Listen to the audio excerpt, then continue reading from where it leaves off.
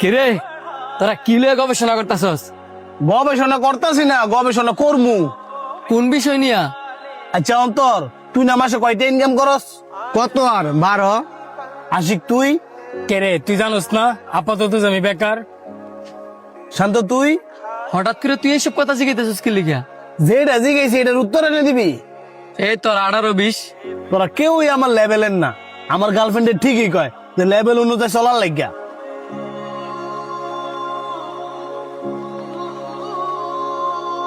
বন্ধু তুই এসব কি কইতাছস?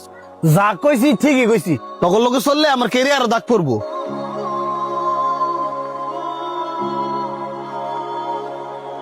বন্ধুত্বের সম্পর্ক কি সত্যি টিয়া দিয়ে মাফা হয়? জানতাম না রে, তবে আজকে জানলাম। মন খারাপ করিস না, তখন একটা জায়গাতে ঘুরে আনি, মন ভালাই যাবো গা। আয় কিরে বন্ধু, তুই নাঙ্গরে ঘুরাইতে লয়ে যাস? নিয়েছি তো, পবিত্র একটা স্থানে তগরে ঘুরাইতে নিয়েছি। যে স্থানে তোরা যতক্ষণ থাকবি ততক্ষণই তোরা অন্যরকম একটা শান্তি পাবি। এই যে দেখ, এই জায়গার মধ্যে শত শত মানুষ শুয়ে রয়েছে। এমনও মানুষ আছে যে কিনা পুরা নরসিংদীর কিনা রাখতে পারবো।